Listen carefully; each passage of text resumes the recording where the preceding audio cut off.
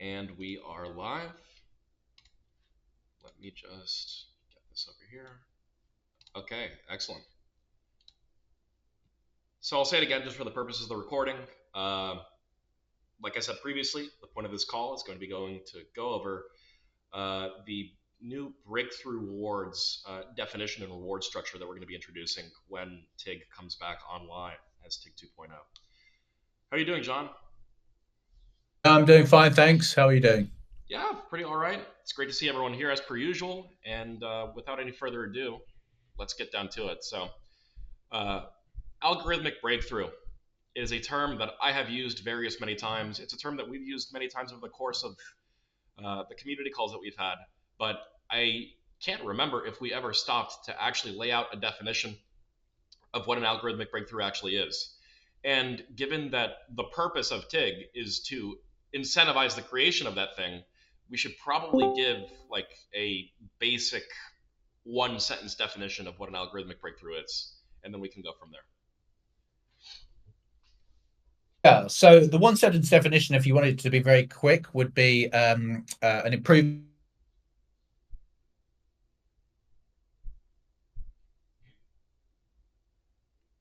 Oh, did strategy embodied in the wait? method. I'm sorry. You cut out. Could you repeat Oh, that, please? yeah. So just to say quickly what an algorithm is. So an algorithm is, strictly speaking, it's the sort of mathematical strategy that you're using in a sort of method to solve a problem. And this is opposed to the kind of expression of the mathematical strategy, which is usually sort of embodied in computer code. So the distinction you need to make is between sort of an algorithm and maybe a sort of optimization to a code, some code implementation, which can be sort of optimizing a loop or making the code particularly optimized to run on a particular type of computer architecture.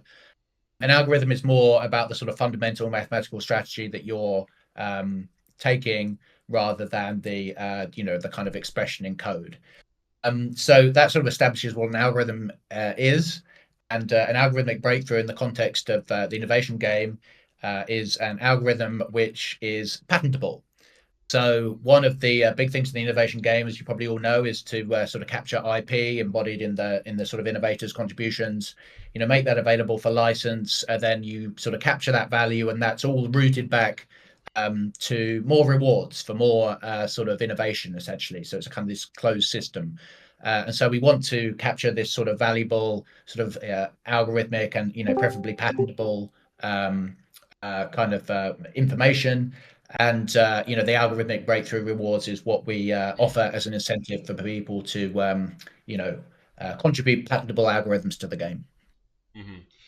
And like I said previously, like this is the point of the protocol, right? Is to aggregate IP for these specific challenges that we have on hand that is novel and useful to anyone who wants to use it, whether that be academics, commercial entities, independent researchers. We want to give them something that is vastly superior to what they would otherwise be using. And the only way that we can achieve that is through participants contributing breakthroughs, right? In the past, things worked a little bit differently. And like I said, these are changes that we were planning on making to rewards inevitably as a consequence of our continuous improvement of the protocol. Because previously, what could happen is you could just change one line of code, right? And then you could resubmit the algorithm, and then you would get, as I understand it, all the rewards from making that kind of submission. Now, this isn't innately bad because there are some one line code changes that make a huge difference in terms of patentability and efficiency, as I understand it. But at the end of the day, making an arbitrary change is not something we want to be rewarding, right? So this brings hopefully the behavior of innovators more in line with the stated goal of the protocol, because now we can be sure that what the changes that they're making are the ones that need to be made in order for us to come away from the process with something worthwhile, something novel. I don't know if you have any further comments on that, John, or any corrections Yeah, to I this mean, one. you said directionally, yeah, that this is it. So it's kind of, I would say it's not really so much about the sort of size of the change. You could still, potentially just change one line of code, and it could be embody a patentable invention. It Mm-hmm. will be pretty unlikely, I would say, but it is still in principle possible. But the sort of fundamental essence of it you have a kind of a new sort of mathematical strategy embodied in the code, then that, or at least the sort of technical effect of that, is patentable. And the reason why that's so important in the context of sort of, algorithms and, kind of methods for solving problems in the context of TIG is that these types of methods tend to be expressed in like relatively small numbers of code. They're not like Linux, where it has, I don't know, like 10 million lines of code in it or something. And one of the things that that means is that copyright is not such a good type of property right for protecting these types of methods. Because just because they're relatively often relatively kind of small in terms of the numbers of code which expresses them, it means they could be subject to being, just the code is rewritten, so the idea remains the same, but you express it in different code, and then you would escape copyright. But things about patents is that you can't do that because they protect the idea rather than the expression of the idea. And Mm-hmm. so it is a very valuable type of IP for the innovation game to be able to capture. And just remind everybody, that the way that we use patents is, in an analogous way to the way that copyright is used in copyleft. That it's really used to keep the code open and keep the algorithms open. So this is something we really want to incentivize the contribution of patentable material and patentable algorithms in particular. Mm-hmm. And with that in mind, we've gone over, or we've, I guess, hypothesized about like what uh, length of contribution would constitute an algorithmic breakthrough, like hypothetically speaking. But I want to know, like specifically in terms of how the game works, where is the threshold going to be for what constitutes an algorithmic breakthrough? We've got some ideas about that. If you could explain them, please. It's a good a question. So there's the question sort of in the abstract of what's the difference between an algorithm or an improvement to an algorithm and an improvement to the implementation of the algorithm, Mm-hmm. which we can speak about.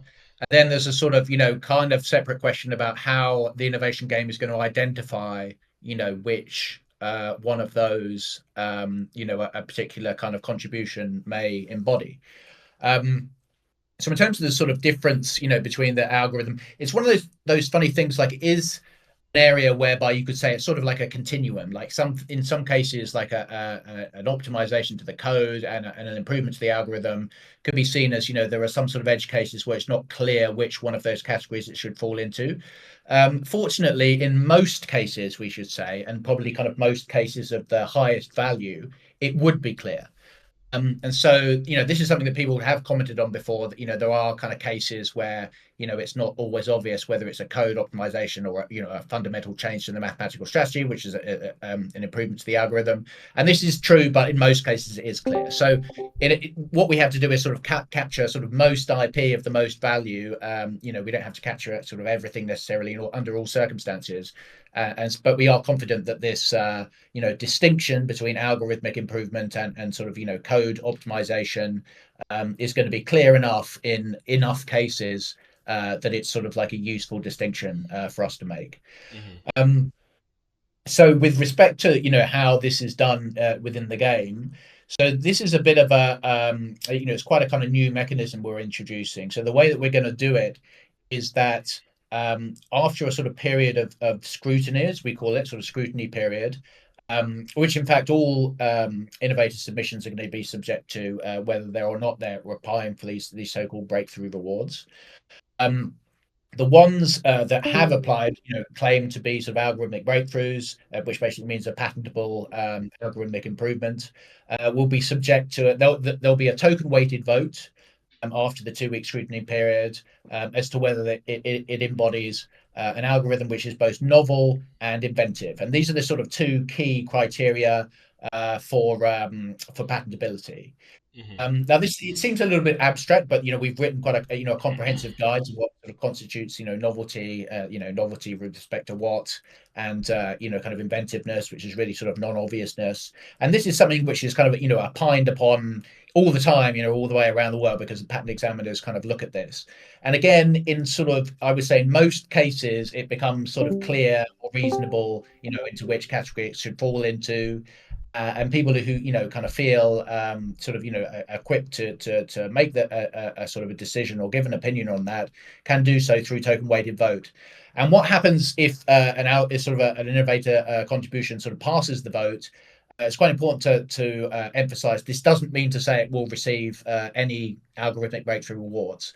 So whether it receives them or not and how many it receives is still entirely sort of market determined Mm. by adoption by the benchmarkers.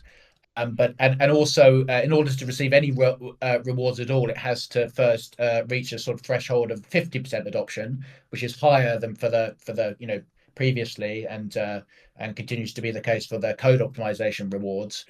So there's a higher bar there to receive any rewards at all, and then you just look at the degree of adoption by the benchmarkers, and if it is merged after getting its 50% of adoption, then thereafter it sort of just receives rewards sort of pro rata according to its adoption.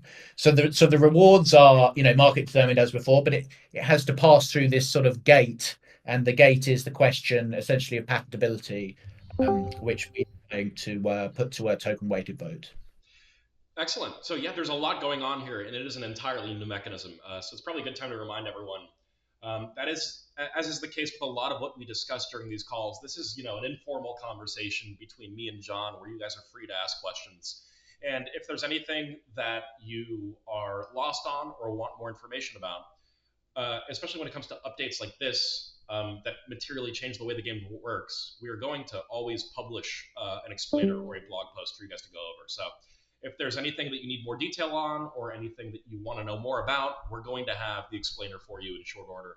And you guys can go peruse that. And then, of course, there's the questions channel if there's anything that you want to be elucidated about that we haven't previously gone over or that isn't covered in the document. And also a good time to invite all of you to, as per usual, just click on the chat bubble that's next to the voice channel. And if any question occurs to you, pop it in there. We'll be happy to answer it before we head off for the day. But John, it's probably a good time to explain to people how we've arrived at making these changes. I've alluded to previously how they were changes that were seemingly inevitable, that we were going to arrive at implementing anyway, just because we want to constantly be tweaking the protocol so that it's, the way it works is in line with its stated use case, its mission, its purpose. But this certainly wasn't just something that the team has been working away at on their own, right? This is a consequence of various very involved and lengthy conversations that we've been having with other people.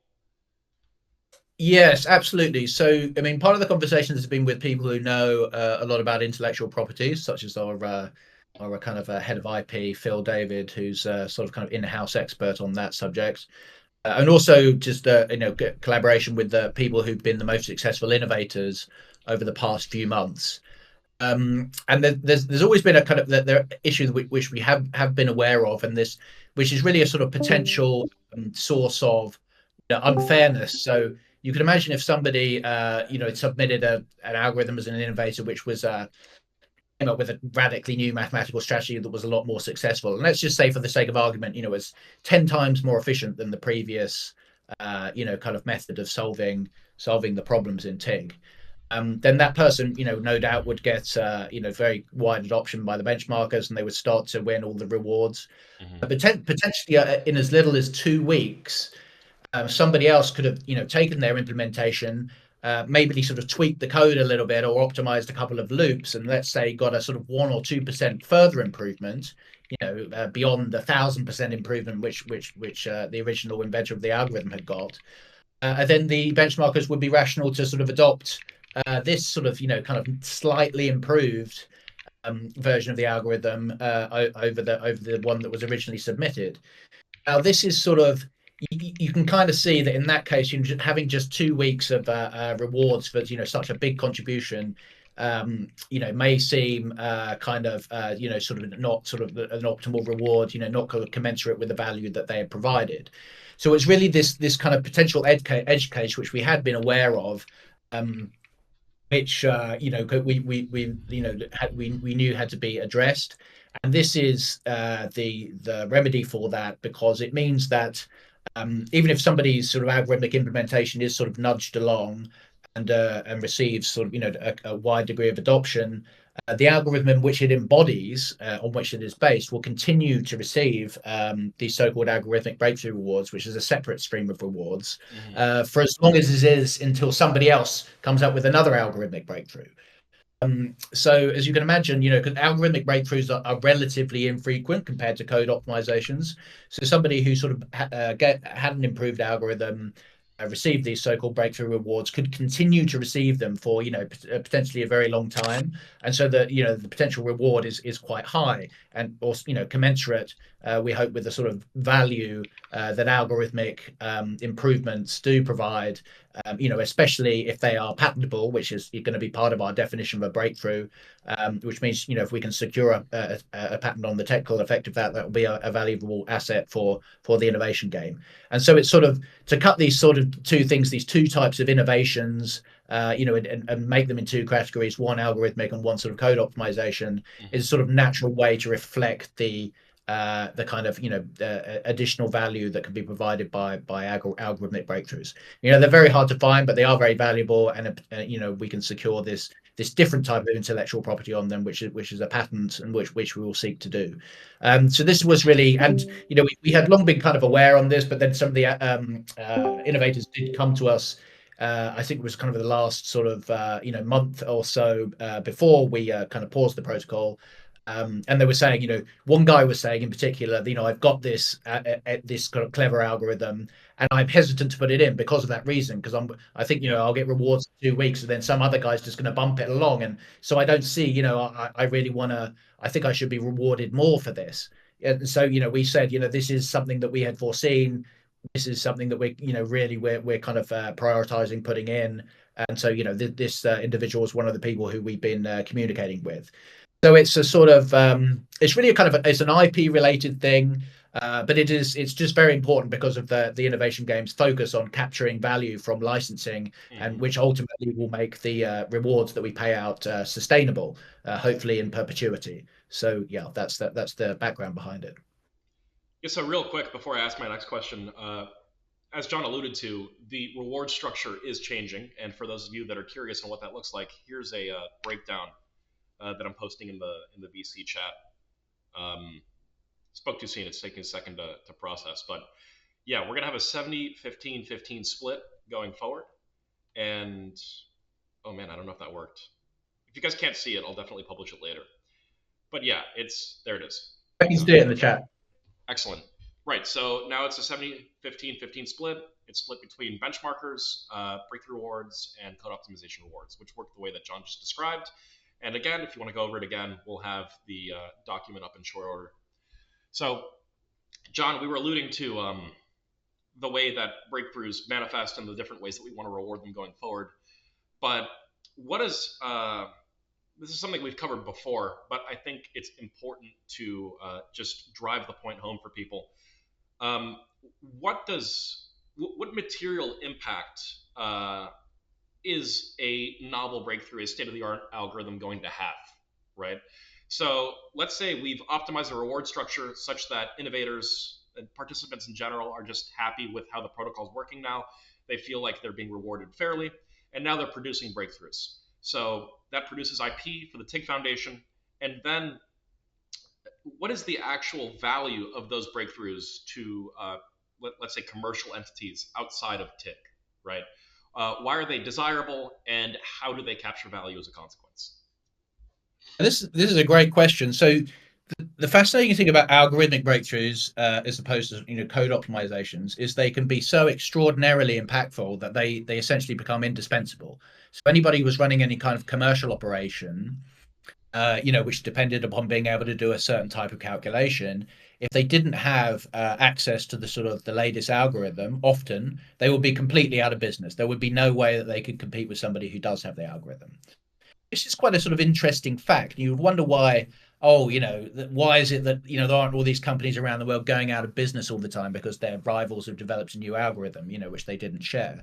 Well, the fascinating answer to that is that these things overwhelmingly are developed in sort of either in an academic context or really by kind of academic scientists who have a culture of openness. And these that typically the best algorithm is available sort of published openly, and kind of people have the ability to use it. So But just because that's been the case historically, it doesn't mean to say it's necessarily going to be the case going forward. And one of the reasons why industry often did sort of leave it to the kind of academic scientists, because algorithmic research is very, very sort of like unreal. It's very unpredictable. So people, there's a great paper just called "How Fast Do Algorithms Improve?"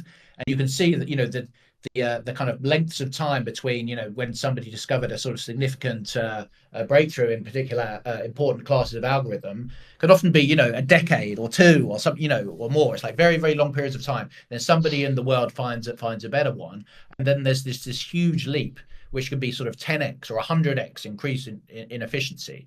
So they're very sort of difficult to find. They're sort of sporadic. They traditionally have relied on human insights, but they're very, very impactful. Um, really, one of the things the innovation game sort of foresees is that there is a danger that these things will start to go closed. And one of the reasons I think we've mentioned this before is because of automated algorithm development. They're finding AIs now that can really develop better algorithms. And when it's algorithms start to be developed in that way, there's a lot more. It basically becomes privately investable. So private companies can now, just sort of plow money into it and get sort of predictable results out, whereas they wouldn't want to sort of employ a team of scientists who would work on something for 10 years and come up with nothing. If you can do it in some kind of compute intensive GPU sort of heavy way, which apparently they now can, then when they do find a big breakthrough, that there's a big sort of danger that it won't be published openly, and then they end up, and this can be a sort of very, very centralizing thing. So we really want to enable kind of algorithms to be mined a bit like bitcoins are mined, and when they are found, they can be monetized easily through the innovation game and kept open permanently, which really sort of kind of maintains competition. So to cut a long story short, what I'm saying is that the impact of these things is sort of transformational, usually to the extent that you simply cannot do without them, and so they would be extremely valuable. Our kind of objective would not be to try and charge as much as we possibly can for them. It would be simply to make them open and charge some kind of reasonable rate for to be used under at least under the you can use them for free under the open data license, but you can use them if you want to be exempted from the data sharing requirement, you pay under the commercial license. But all of that revenue is routed back to fund more open innovation. So this is the kind of vision where it sort of keeps things open and it sort of remunerates people somewhat in proportion to the amount of value that they create. So very, very important things.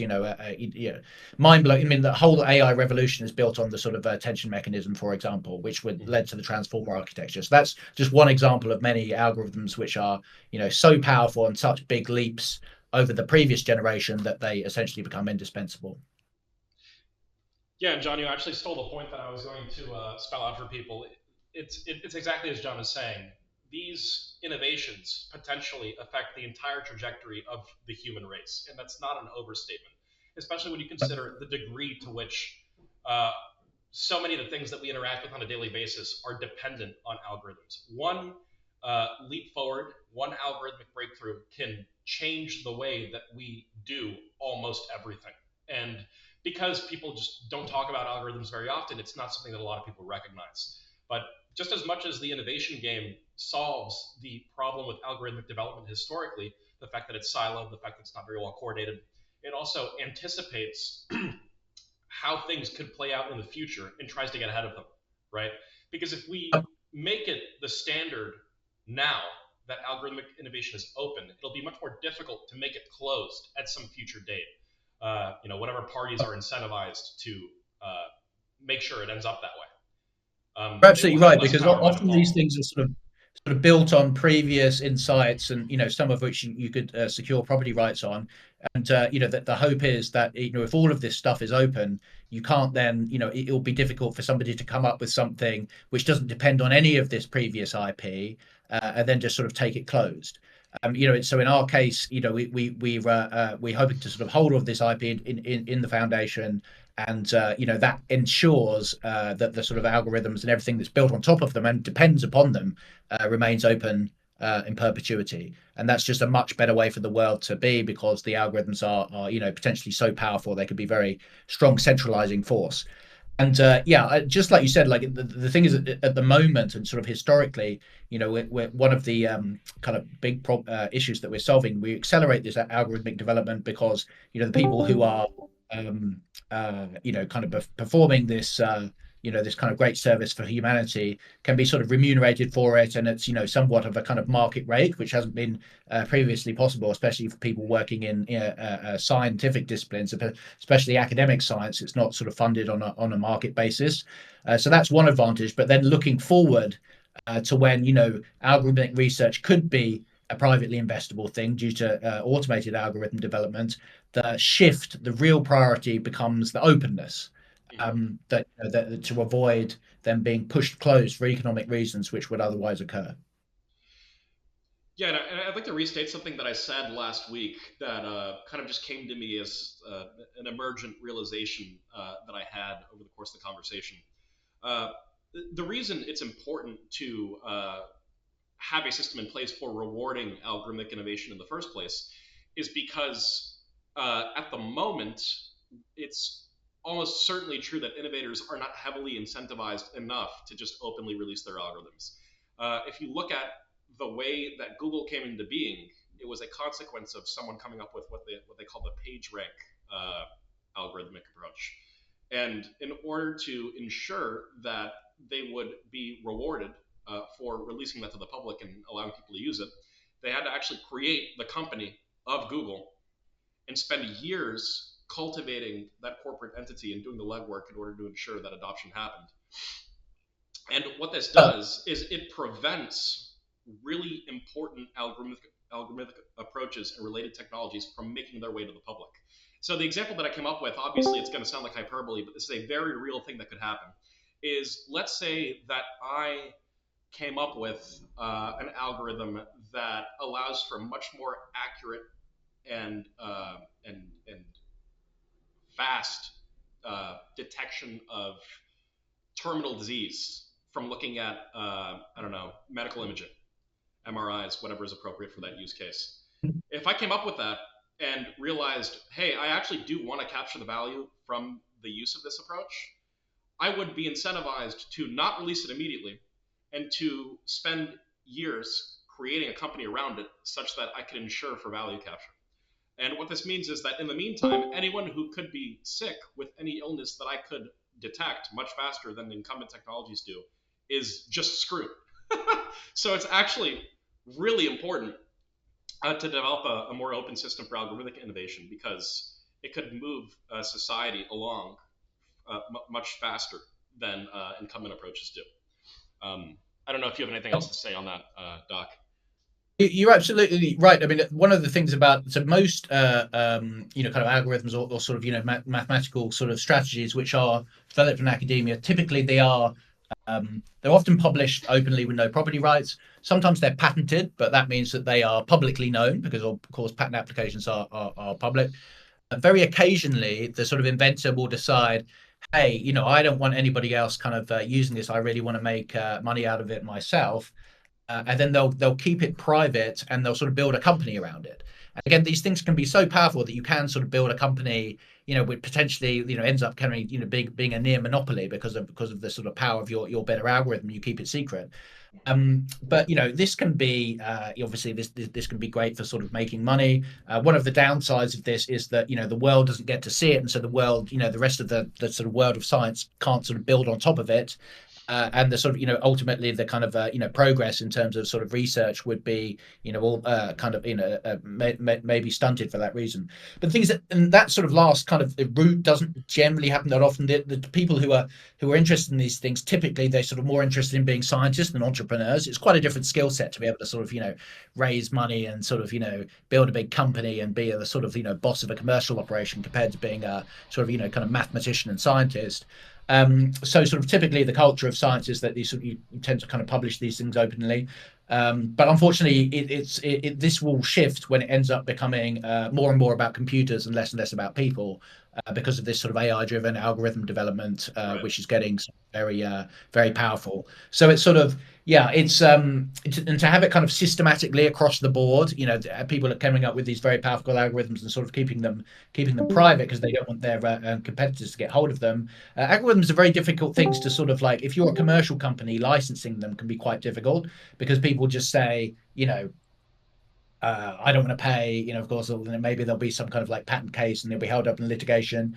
For open projects, historic history has shown that the property rights are much, much more likely to be respected, really because of the kind of power of the open community, and a lot of the best engineers tend to sort of identify as members of this open community. But one of the things that the open projects have lacked, previously, is this sort of element of monetary flows. So that often open projects are done on a kind of voluntary basis. This was sort of kind of classic open source model where, simply, the kind of prestige of having your kind of pull requests merged and sort of the use of the kind of software that was being constructed was sufficient. Unfortunately, with things like algorithm development, that isn't sufficient. You also need kind of monetary incentives of kind of various interesting reasons. And when that happens, you have to be kind of routing the money back in some sort of systematic way to the people who created most of the value. So this is one of